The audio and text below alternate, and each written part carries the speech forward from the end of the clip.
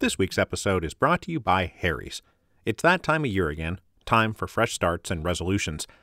To start the new year with some savings, new customers can redeem a Harry's trial set for just $3 when you go to harrys.com/revolutions.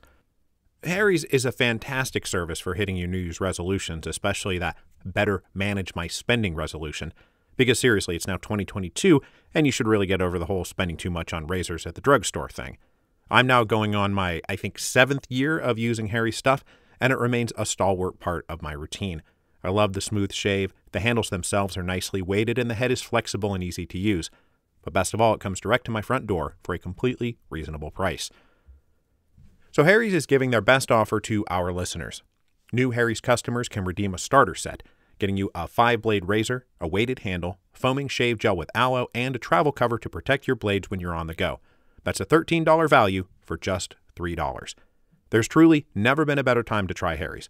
Go to harrys.com/revolutions to try Harry's today. This week's episode is also brought to you by Green Chef, the #1 meal kit for eating well. Green Chef makes eating well easy with plans that fit every lifestyle. And Green Chef is now owned by HelloFresh, and with a wider array of meal plans to choose from, there's something for everyone. I love switching between the brands, and now my listeners can enjoy both brands at a discount. Green Chef meal plans are great because they're always changing. The Duncan family avoids food ruts by having an ever-changing variety delivered right to our doorstep. The weekly menu never gets repetitive or boring. And since they take care of the meal planning, the ingredients, and the recipes, it's just a massive time saver. And the array of vegan and vegetarian recipes are full of plant-based proteins and wholesome sides. I heartily endorse, for example, their pineapple barbecue flatbread recipe, which is awesome, and luckily won't incur the wrath of anyone who says you can't put pineapple on pizza because it's not pizza, it's flatbread, and it's really good. Go to greenchef.com/revolutions130 and use the code revolutions130 to get $130 off plus free shipping. That again, go to greenchef.com/revolutions130 and use the code revolutions130 to get $130 off plus free shipping. Hello, and welcome to Revolutions. Episode 10.81, The Revolt of the Left SRs. Hello, and welcome back from holiday hiatus. I hope everyone is good, or at the very least, getting through it. Before we get going, I have one bit of business and one upcoming event to discuss. The bit of business is, as you probably noticed this week, there were 2 ads attached to the beginning of the show rather than just one. That's a thing that'll start happening more in 2022, just be aware. But also be aware that I remain committed to not inserting mid-roll ads into this thing. Once the music starts, the content will proceed uninterrupted. I can't promise that'll be the case for my future podcast endeavors, as the podcast industry is making my mid-roll holdout position increasingly untenable, but at least for the run of the Revolutions podcast, there aren't going to be any mid-roll ads. On the event front, I am very excited to tell you that on Tuesday, January 18th, I will be playing the role of interviewer/conversation partner for Jonathan Katz to discuss his new book, Gangsters of Capitalism, Smedley Butler, the Marines, and the Making and Breaking of America's Empire. If you remember from way back in the final episode of the Haitian Revolution series, I said that if you want to understand the birth and expansion of America's empire, that everybody needs to go investigate the life and career of Smedley Butler. I even spelled his name for you. Well, now we have a thorough, modern, up-to-date account of the life and career of Smedley Butler. Gangsters of Capitalism is a sensational read, and Katz did a great job exploring not just Butler's historical life and times, but also the ongoing legacy of those life and times in the present day. So this is going to be a digital event with Politics and Prose on Tuesday, January 18th. I'll drop a link with all the information in the show notes, but truly put this on your calendar. It's going to be me and Jonathan Katz talking Gangsters of Capitalism, which obviously you should all buy and read. Okay, so on with the show. We left off with Lenin's communist government grappling with major economic, political, and social upheavals in the spring of 1918. Civil war was breaking out all around them. The Czech legions had taken over the Trans-Siberian Railway. People in the cities were starving. Industrial production had collapsed. In the context of this crisis, the government of the People's Commissars unveiled new policies on almost all fronts that we have retroactively called war communism. Now, there is an ongoing historical debate how much of this policy shift between the fall of 1917 and the spring of 1918 was the result of the People's Commissars trying to survive the emergency of civil war and urban famine, and how much of this was just the Bolsheviks turned communists taking the mask off and doing what they had always intended to do after they tricked everybody into supporting them back in October with a bunch of decrees they never intended to be their permanent policies. But whichever explanation you prefer, the change in course was very real, and one group in particular, who clearly believed all those Bolshevik decrees back in October, now felt deeply betrayed, and that was the Left SRs. The Left SRs as a party were defined by their decision to support the Bolsheviks during the October Revolution. Their presence inside the government, their votes in the Soviet executive, their vocal support for the communists in the streets and in the villages, legitimized the government to the People's Commissars, and effectively countered accusations against Lenin, Trotsky, and the gang that they were trying to build a one-party dictatorship. After all, it wasn't a one-party dictatorship. There were two parties. And what the second party brought to the table was, for example, access to the peasantry. The Communist Party had essentially zero operational presence outside the cities, and it was the Left SRs who provided a supportive link to the rural peasantry, who still, after all, made up a vast majority of the population of Russia. And initially, the Left SRs could offer this support without feeling queasy about it. The land decree Lenin had issued on October 26 was just him copying and pasting the SR land program. The Left SRs also supported worker control of factories, the end of any compromise with the bourgeoisie and the liberals, and all power to the Soviets, all of which was rapturously declared in the assembly hall of the Smolny Institute in those first heady days of late October and early November. Now, the Left SRs had their disagreements with the Bolsheviks, but those were quibbles compared to the big pieces the October Revolution seemed to be locking in place. But after the Left SRs supported the Bolshevik dismissal of the Constituent Assembly in early January 1918, the relationship between the two parties started to sour. The first, biggest, and most directly consequential difference between them was the Treaty of Brest-Litovsk. The Left SRs hated the treaty. They believed, not without good reason, that it turned Russia into a subordinate colonial satellite of the German Empire. They also believed that it was a betrayal of the Bolshevik promise of peace without annexations or indemnities, as it allowed the Central Powers to effectively annex like a third of the former Russian Empire. They also believed that it sold out their brethren in the territory sacrificed to German occupation in the West, to say nothing of their revolutionary comrades throughout Europe. The Left SRs agreed with the left communist critique of the treaty that ending the imperialist war was not supposed to mean utter capitulation to the Kaiser. If that was the only option, it was far better to embrace the fortunes of revolutionary war and sweep a revolutionary army across Europe to tear down imperial capitalism everywhere, root and branch. When Lenin got his way and the treaty was signed in March 1918, the Left SR commissars inside the government resigned rather than go along with it. Even years later, the Left SR leader Maria Spiridonova told Emma Goldman that the treaty was the Bolsheviks' first and greatest sin. And as concerns the revolution itself, Goldman wrote, summarizing what Spiridonova had told her, it was precisely the Brest Treaty which struck it a fatal blow. Aside from the betrayal of Finland, White Russia, Latvia, and the Ukraine, which were turned over to the mercy of the Germans by the Brest Peace, the peasants saw thousands of their brothers slain and had to submit to being robbed and plundered. The simple peasant mind could not understand the complete reversal of the former Bolshevik slogans of no indemnity and no annexations. But even the simplest peasant could understand that his toil and his blood were to pay the indemnities imposed by the Brest conditions. Spiridonova believed that the treaty fatally poisoned the revolutionary waters. The peasants grew bitter and antagonistic to the Soviet regime, she said. Disheartened and discouraged, they turned from the revolution. As to the effect of the Brest Peace upon the German workers, how could they continue in their faith in the Russian Revolution in view of the fact that the Bolsheviks negotiated and accepted the peace terms with the German masters over the heads of the German proletariat? The historic fact remains that the Brest Peace was the beginning of the end of the Russian Revolution. No doubt other factors contributed to the debacle, but Brest was the most fatal of them.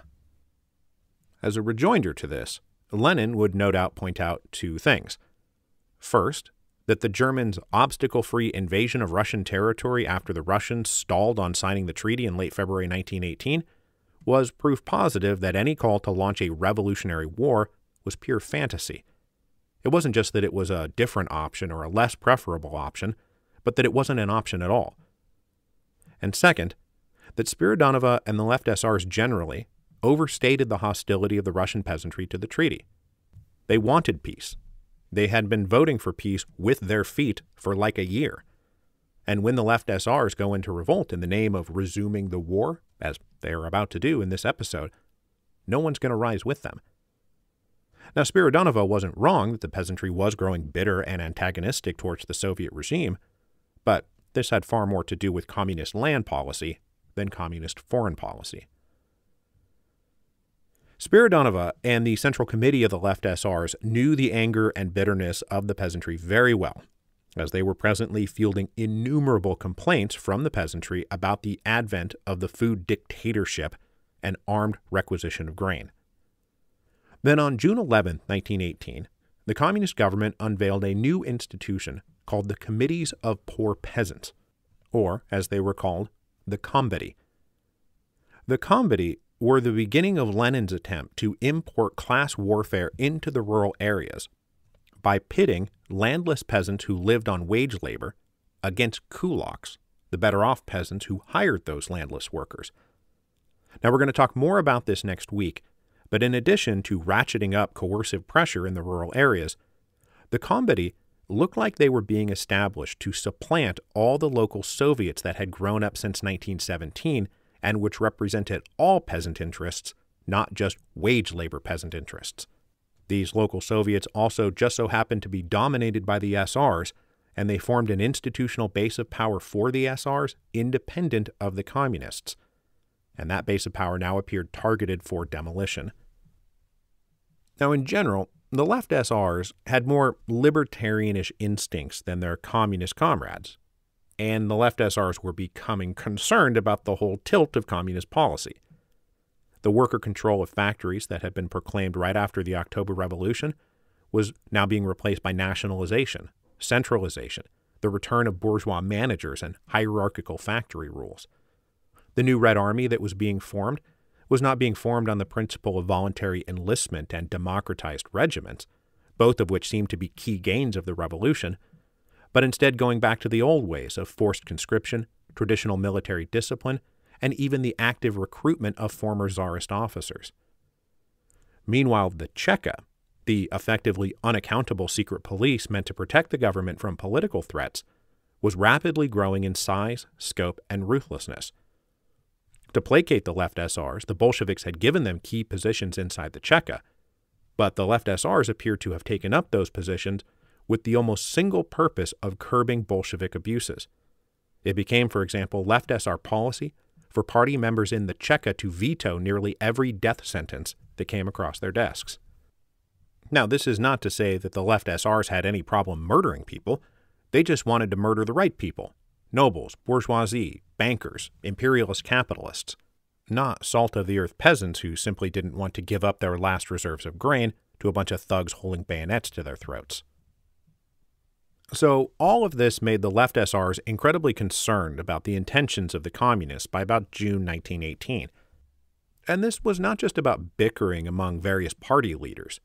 The concerns of the Left SRs reflected a widespread and growing backlash to the behavior of the People's Commissars. A fifth All-Russian Congress of Soviets was scheduled to convene in July of 1918, and both the Communists and the Left SRs considered it a distinct possibility that the Left SRs would come into the Congress wielding a majority of the votes. Believing that the wind was at their backs, the Left SRs decided to force the government of the People's Commissars to change their policies. Most dramatically, they planned to use the Congress to force the abrogation of the Treaty of Brest-Litovsk and demand Lenin's government redeclare war on Germany. As we just heard Maria Spiridonova express, they believed the peace treaty was the poisoned root sapping the vitality of the revolution that they had signed up for. Indeed, the Left SR leadership considered the resumption of war to be the vital course correction the revolution needed, and they planned to go to any lengths to achieve it. On June 24, the Left SR Central Committee resolved if they did not win enough votes in the Fifth Congress to abrogate the treaty, they would force the resumption of war by other means. They adopted a resolution which said, "The Central Committee believes it to be both practical and possible to organize a series of terrorist acts against the leading representatives of German imperialism. In order to realize this, the forces of the party must be organized and all necessary precautions taken so that the peasantry and the working classes will join the movement and actively help the party.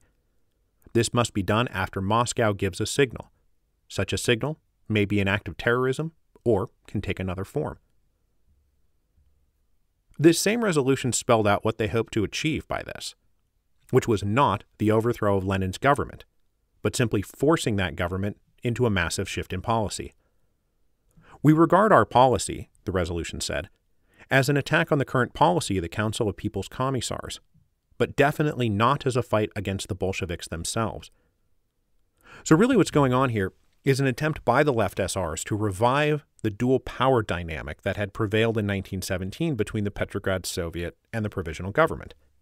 And if you'll remember, it was said that the job of the Soviet was to point a gun at the head of the Provisional Government and force them to do what the Soviet wanted, rather than overthrow and displace them. And that's essentially what the Left SRs planned to do. They wanted to take up the role that had been played by the Petrograd Soviet in 1917, point a gun at the head of the People's Commissars, and force them to change their policy. The Left SRs did not much hide what they were up to. They sent agents into the barracks and factories of Moscow to either win active support or at the very least secure neutrality in case of a coming conflict.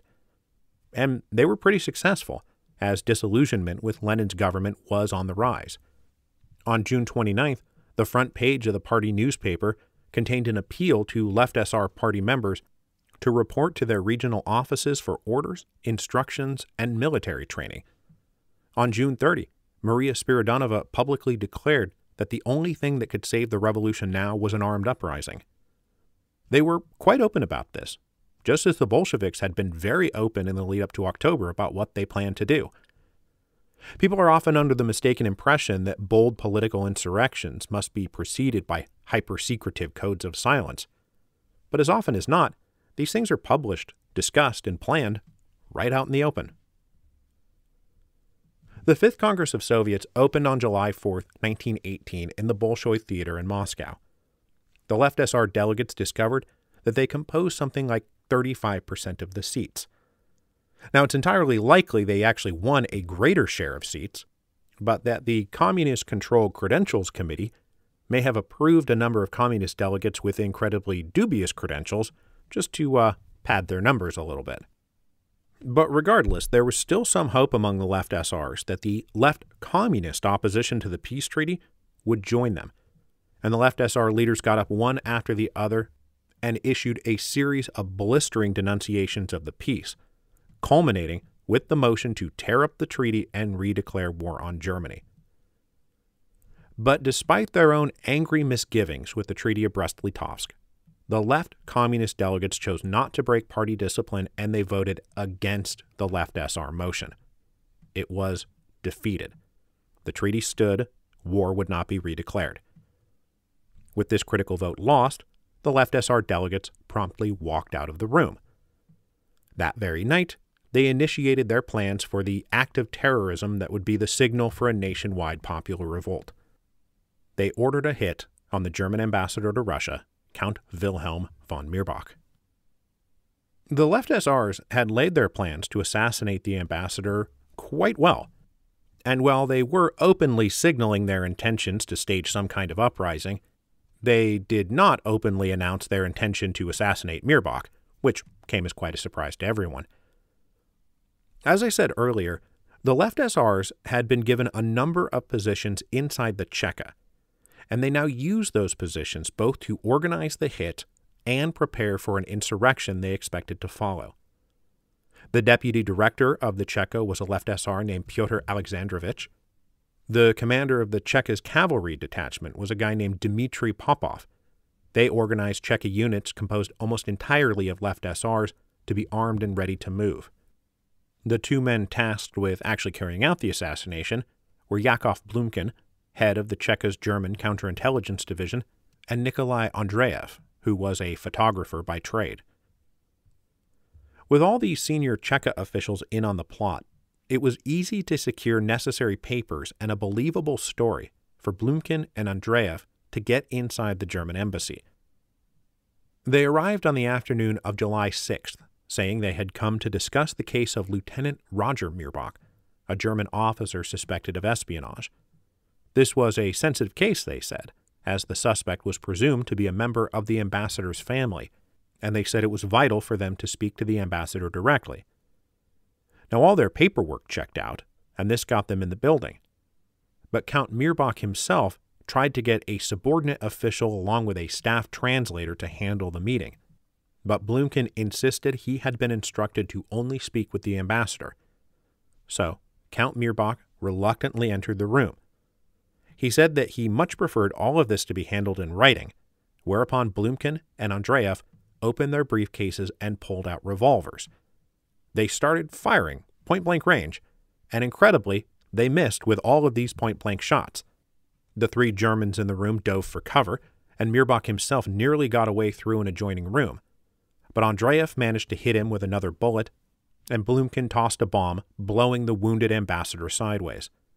The two assassins then hustled out the window, up over a fence, and into a waiting car. They made a totally clean getaway. They left behind a German embassy now consumed by blood and fire. The ambassador lay dead. No one in the building knew who the assailants were, why they had done it, whether this would be an isolated incident or the beginning of an all-out attack on Germans in Russia. In the Kremlin, Lenin was informed of the murder around 3:30 in the afternoon, and immediately a string of People's Commissars converged on the German embassy, first to find out what had happened, and second to assure the Germans that the government had nothing to do with it and would punish those responsible.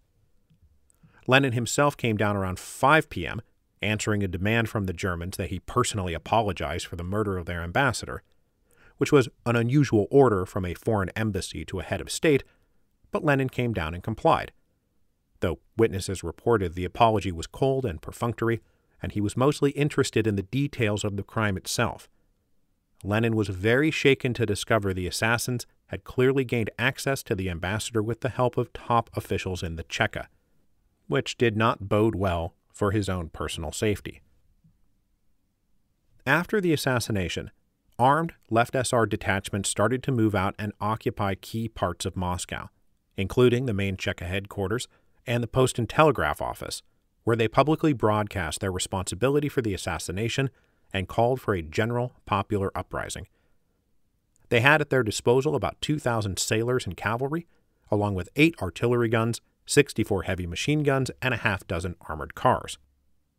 When the head of the Cheka, Felix Zhirinsky, who we'll also talk about more next week as we start getting into the Red Terror days, headed down to the barracks of the cavalry detachment and demanded the 2 assassins be handed over at once. Instead, the men inside placed him under arrest and held him hostage. One Left SR boasted to Zhirinsky, "You stand before a fait accompli. The Brest Treaty is over. A war with Germany is unavoidable." Meanwhile, Lenin was back at the Kremlin doing some nuclear-grade fretting. He was one of the few people who understood just how shaky the communist government actually was. For all their boasting and propaganda and decrees, at this moment, in Moscow on July 6, 1918, the Left SRs could have quite easily taken over the Kremlin and shot Lenin and all his comrades had they wanted to. Lenin knew this better than anyone. The only troops he could really trust were a division of Latvian riflemen who, during 1917, had decided to tie their own future fortunes to the Bolsheviks, and ever since had proved to be Lenin's most loyal and reliable troops. The Latvian riflemen were the only ones he really trusted to serve as his personal bodyguards. The Left SRs had chosen their day to assassinate Count Mirbach well, because it happened to be St. John's Day, a Latvian national holiday, and most of the Latvian riflemen were out on the outskirts of town celebrating, leaving behind only a skeleton crew of about 700 men. So, for all the political momentum that had been building behind the Left SRs for the past few months, and the now practically open path to overthrowing the government if they wanted to, the Left SRs didn't really want to overthrow the government. This was not meant to be a coup. The assassination of Count Mirbach was supposed to fatally break relations between Germany and Russia and also spark irresistible popular pressure that would force Lenin to redeclare war on Germany. And frankly, everything was going according to plan right into the evening of July 6th. But then it started to go sideways. A popular uprising did not materialize, and the Left SR insurrection fatally stalled out. At around 7 p.m., Maria Spiridonova and other Left SR leaders went down to the Bolshoi Theater and called on the Fifth Congress of Soviets to reconsider their unwillingness to redeclare war on Germany. But the communist majority still refused to budge. And as the Left SRs delivered speeches to nervous but ultimately deaf ears, Latvian riflemen surrounded the building. The communist delegates were allowed to depart, but the Left SRs were cooped up inside. They had, in fact, helpfully congregated themselves for a mass arrest. As Bukharin later said to Left SR leader Isaac Steenberg, who had been Commissar of Justice in the government before resigning after the Treaty of Brest-Litovsk, "We were sitting in our room waiting for you to come arrest us. As you did not do it, we decided to arrest you instead." This was hardly the end of it, though. In terms of raw forces, the Left SR still outnumbered the communists nearly 3-1. At midnight, the commander of the Latvian riflemen went to confer with Lenin and described the following scene.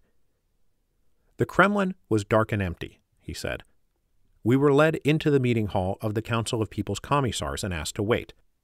The fairly spacious premises in which I now found myself for the first time were illuminated by a single electric bulb suspended under the ceiling somewhere in the corner.